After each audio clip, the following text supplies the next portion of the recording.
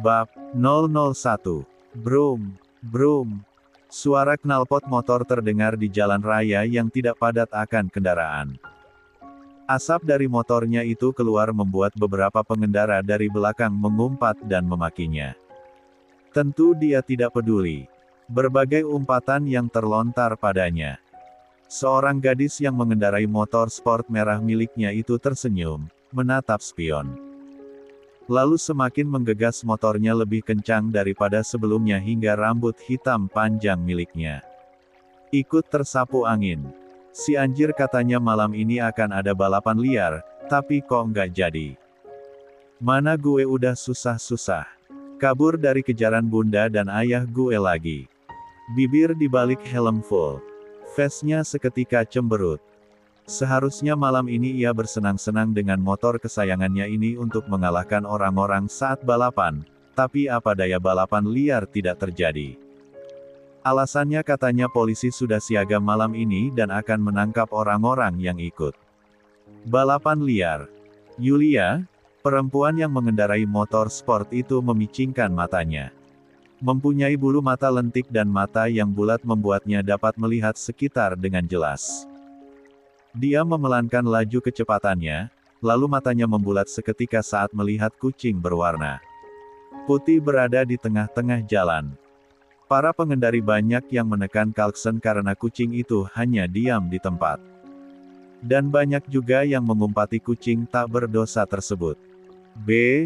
Jingan. Manusia tidak punya hati memperlakukan hewan sesadis itu. Dasar tidak berperi kehewanan. Jelas Yulia yang mendengar berbagai umpatan dari mereka menjadi geram.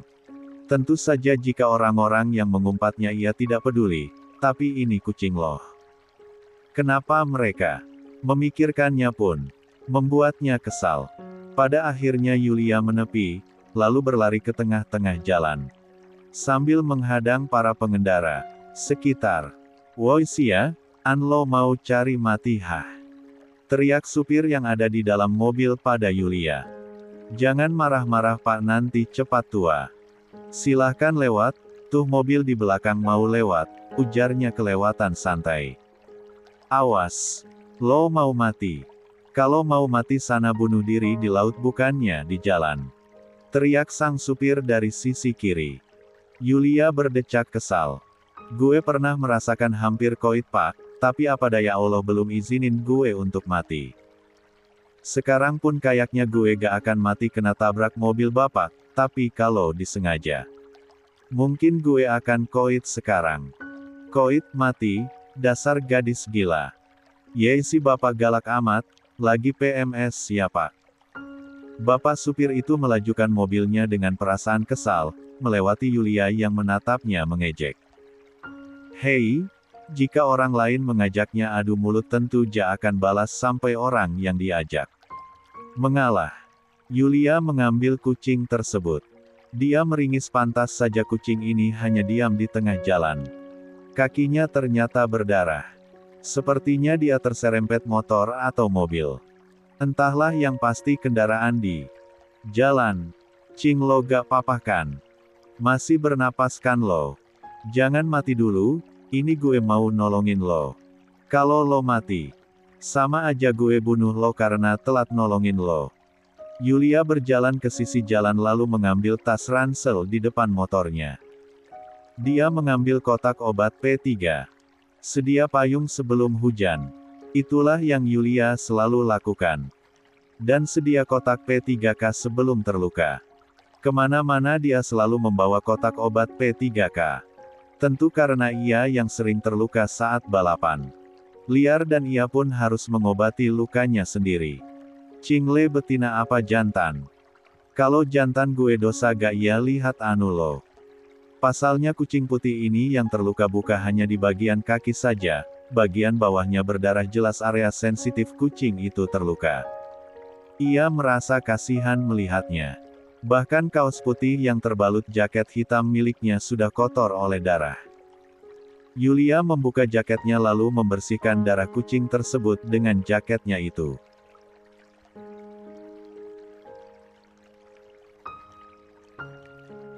"Jaketnya itu. Jangan mati dulu elah, Cing. Ini gue mau obatin lo nih. Diam, jangan cakar tangan cantik gue ya. Niat gue baik loh. Awas aja kalau lo cakar gue cakar balik juga lo. Ancam Yulia tidak main-main.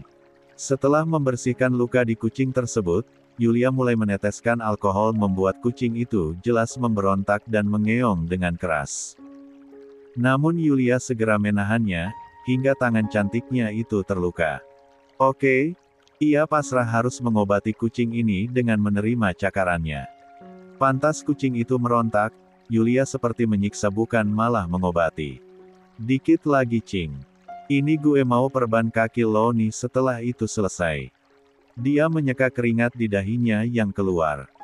Bibirnya tersenyum melihat kucing yang ia tolong jauh lebih baik dari yang sebelumnya setelah ia selesai obati.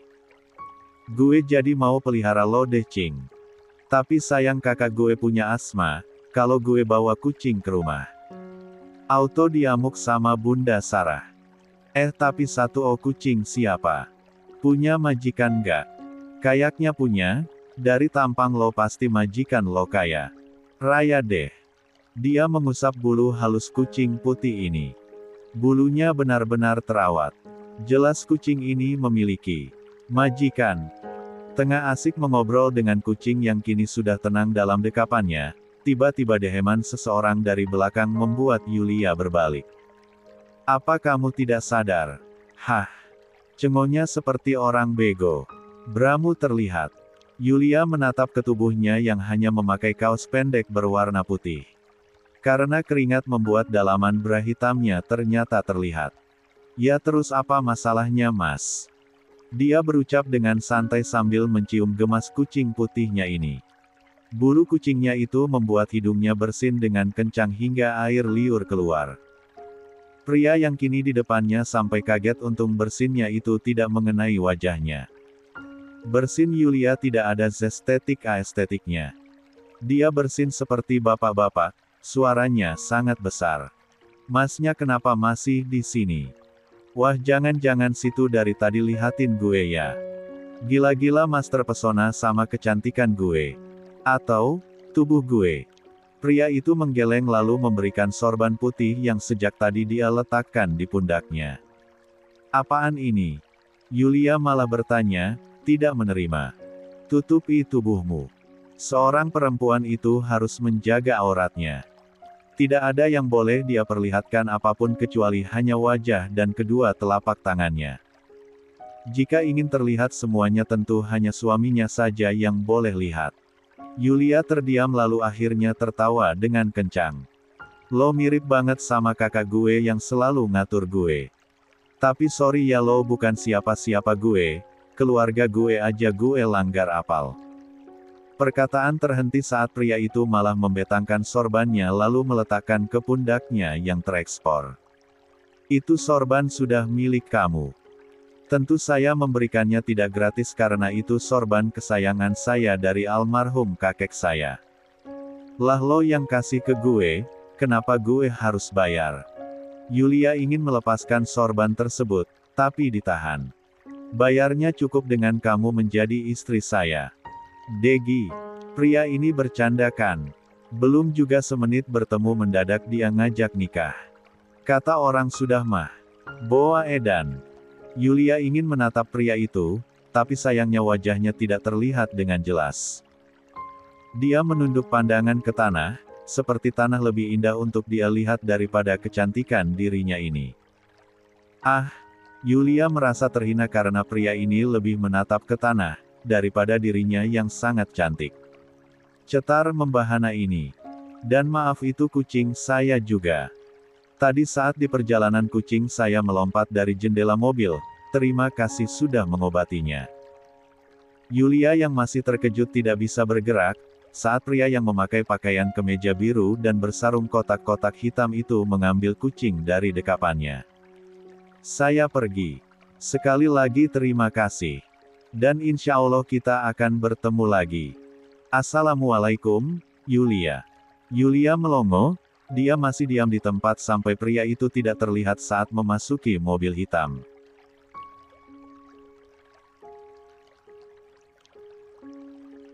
Anjir gue kenapa pelanga-pelongo tadi? Tunggu kucing cantik tadi sialan kenapa pria itu bawa? Woi pencuri lo. Itu kucing udah punya gue ya. Mau gue pelihara. Woi kembali lo. Yulia meremas rambutnya dengan kencang saat pria misterius itu sudah menjauh bersama mobilnya. Lalu matanya membulat lagi. Gila tuh orang tadi nyebut nama gue kan? Kenapa dia bisa tahu nama gue? Anjir. Teriaknya seperti orang gila saja. Awas aja Ban, saat kalau kita ketemu lagi gue patahin leher loh. Tapi bagaimana Yulia bisa bertemu dengan pria misterius tersebut jika wajahnya pun tidak bisa ya lihat? Torak. Cie-cie yang bentar lagi ada yang ngelamar, goda seorang perempuan dengan rambut tergerai mencolek dagu kakaknya, lalu dia duduk di atas sofa dengan satu kaki terangkat, memakan mangga muda kesukaannya yang ia bawa dari dapur. Rasa asam terasa di lidahnya, bukannya merasa ngilu perempuan itu malah sangat lahap memakannya. Lalu beralih menatap beberapa kue lezat di atas meja. Apaan sih kamu, Dek? Jangan buat kakak malu ya, ujar perempuan berhijab putih yang kini dia sangat cantik karena sebentar lagi akan ada pria yang ia idam-idamkan melamarnya. Perempuan bernama Yulia itu tertawa, dia mengambil sepotong kue yang akan disuguhkan kepada para tamu, namun sebelum itu terjadi wanita parubaya memukul tangannya dengan keras. Yulia, kue ini bukan buat tamu jadi jangan coba-coba kamu mengambilnya. Kalau mau, sana ambil di dapur, perintah ibu rumah tangga itu, tegas. Yulia tersenyum miring, bukannya menurut dia malah mengambil sepotong kue tersebut lalu buru-buru berlindung di belakang kakaknya, saat sang bunda ingin memukulnya. Cek, dasar kamu Yulia. Kesal Bu Sarah memijat keningnya yang benar-benar pusing akan tingkah putri keduanya ini. Bunda biar aja Yulia ambil sepotong kuenya. Kamu juga, kamu jangan belain adik kamu, Aisyah. Kalau terus dibelain dia akan seperti ini. Terus-terusan, Aisyah hanya bisa tersenyum mendengar sang bunda kesal, dia mendekat lalu mengelus pundaknya. Bunda kan tahu Yulia seperti apa. Biarin kuenya masih tersisa banyak kok. Bu Sarah mendengus lalu melotot menatap Yulia yang menjulurkan lidah padanya. Sudahlah, adikmu itu benar-benar nakal kayak jamet tahu. Wanita parubaya itu kembali ke dapur untuk mengambil hidangan yang lain. Yulia menarik tangan kakaknya lalu menyuruhnya duduk di sofa. Kak Ais, kata ayah seorang ustadz muda akan datang melamar kakakan. Cie cihui sebenar lagi sold out, siapa ustadz itu? Pasti tampan kan? Harus tampan dong kakakan cantik harus bersanding. Dengan pria tampan juga. Aku tidak memilih tampan atau tidaknya, Dek. Tapi lebih ke ilmu agamanya. Tampan itu bonus, paham? Agama itu harus. Yulia cengar-cengir sendiri. Dia tidak bisa membayangkan bagaimana kakaknya ini benar-benar menikah. Umi Fatimah pasti akan bahagia juga melihat kakak akan menikah. Kamu juga harus bahagia ya setelah kakak pergi bersama suami kakak nanti, ucap Aisyah mengelus pipi adiknya yang hanya berbeda 3 tahun dengannya. Mendengar kata Umi Fatimah membuat mata Yulia mata bulat yang selalu terpancar binar kebahagiaan itu redup seketika. Aisyah yang tersadar perkataannya salah pun seketika meminta maaf. Tidak masalah Kak.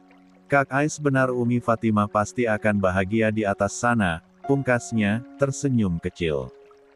Umi Fatimah akan jauh lebih bahagia ketika melihat kamu menikah, Yulia. Nanti suatu saat nanti kakak doain semoga kamu bisa menikah dengan pria yang sangat baik sama seperti ayah. Senyuman Yulia luntur seketika. Gak, aku gak mau punya suami seperti ayah yang memiliki 2 istri. Aku gak sanggup dipoligami sama seperti Bunda Sarah dan almarhum umiku. Jika saja dulu ayah tidak mendua dengan umiku mungkin Bunda Sarah dan Kak Aisyah akan baik-baik saja. Aisyah segera menepuk pundak adiknya ini. Tidak ada yang salah. Bunda Sarah dan aku ikhlas mempunyai kamu Yulia. Ayah tidak salah mempunyai istri lagi seperti Umi Fatimah, jika mereka tidak menikah kamu tidak akan hadir.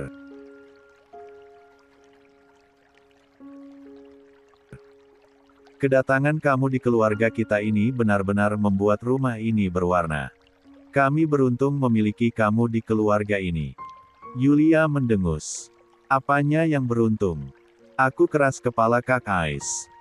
Gak tahu diatur, intinya punya kekurangan lebih daripada kelebihanku. Baik ayah, Bunda Sarah dan kakak sendiri pasti kerepotan akan keinginanku yang hidup bebas seperti ini. Tetangga sebelah kita bilang aku anak jamet, iya sih itu faktanya memang. Jangan dengerin kata tetangga. Kata kakakmu benar, Yulia, sahut Bunda Sarah yang tiba-tiba mendekat.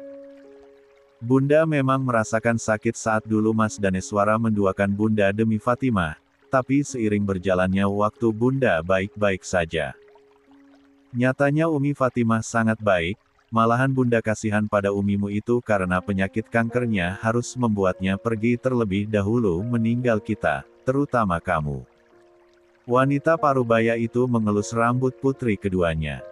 Jangan merasa terasingkan di rumah ini, sayang. Kamu anak kedua Bunda setelah Aisyah, walaupun kamu bukan terlahir di rahim Bunda. Kedua mata Yulia berkaca-kaca, sampai akhirnya dia membuang muka. Tidak ingin terlihat cengeng. Tawa dari Bunda Sarah dan Aisyah terdengar, mereka meledek Yulia yang seperti ingin menangis. Apa kalian sudah siap? Tamu ayah udah ada di depan gerbang, ucap suara bas dari sang kepala rumah tangga, Daneswara. Pria itu sangat rapi karena akan kedatangan tamu dari sahabat almarhum ayahnya kakek Yulia dan Aisyah yang sudah meninggal dunia 5 tahun lalu. Astagfirullahaladzim, Yulia ada apa dengan pakaianmu itu? Syok Daneswara memegangi dadanya. Ia selalu jantungan melihat putri keduanya yang tak tahu diatur ini. Tentu ia sangat menyayangi Yulia, hanya saja putri keduanya berbeda dengan putri pertamanya. Yulia menatap dirinya. Salahkah ia memakai celana panjang dengan baju pendek hingga memperhatikan area pusarnya? Menurut ini baju yang cukup sopan. Sarah cepat gantikan baju Yulia. Pinjam gamisnya Aisyah sama kerudungnya juga. Ayah, seriously. Come on gamis. Kerudung. Ayah aku kan gak su. Yulia Aureta Nazira. Ketika Daneswara sudah memanggil nama lengkapnya, dia hanya bisa pasrah. 5 menit kemudian Yulia sudah lengkap dengan gamis coklat dan kerudung senada. Aish kerudung panjang milik kakaknya ini membuatnya sangat gerah. Ia kesulitan bernapas dan keringat di leher serta keningnya mulai keluar. Kenapa orang-orang betah dengan pakai tertutup ini coba? Masya Allah, Yulia kamu cantik banget. Aisyah memujinya. Iyakah? Aku malahan mirip ibu-ibu arisan, Kak. Diam kalian berdua, tamu ayah sudah datang. Duduk yang tertib dan senyum. Yulia senyum kamu terlalu lebar, serem banget mirip Joker. Yulia tertawa kencang pasalnya dia memang memperagakan senyuman Joker. Endingnya dia harus kena cubitan maut dari sang bunda. Please Yulia hanya beberapa menit sampai tamu pergi kamu harus jadi perempuan kalem, sopan anggun, bisik Bunda Sarah. Baiklah, tapi Bunda nanti izinin aku pergi setelah ini ya. Silahkan tapi awas pulang dengan keadaan luka. Dan detik itu juga Yulia terduduk di sebelah kakaknya seperti patung. Dia senyum-senyum sendiri melirik kakaknya yang menunduk. Kakaknya ini jelas malu. Assalamualaikum warahmatullahi wabarakatuh. Salam tamu yang berjumlah 4 orang. Waalaikumsalam warahmatullahi wabarakatuh, jawab keluarga Daneswara. Silahkan Pak Laksamana dan keluarganya duduk, pinta Pak Danes dengan sopan. Terima kasih Pak Danes. Yulia penasaran Ustadz mana yang melamar kakaknya ini. Kata bundanya tampan memang setampan apa dibandingkan pria yang ia kenali di luar sana. Yulia melirik ke depan, ada pria parubaya yang umurnya tidak jauh dengan ayahnya, hidungnya mancung, bibirnya tipis, wajahnya Masya Allah tampan mirip orang Arab. Lalu di sebelahnya ada wanita parubaya yang tersenyum teduh pada bundanya, lalu padanya.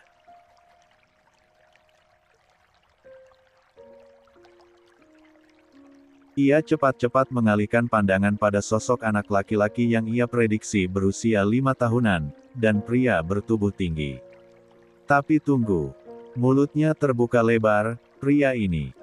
Buset ganteng banget lo anjir, serius jadi pria ini yang akan jadi calon suami kakak gue. Sumpah kalau kata nenek utaran mah demi dewa Allah ganteng banget. Serunya tidak bisa menahan kekagumannya yang penyuka cogan apalagi cogan spek orang Arab ini. Yulia, tegur Daneswara dengan tatapan mematikannya. Yulia tersadar lalu buru-buru duduk dengan tegak seperti patung.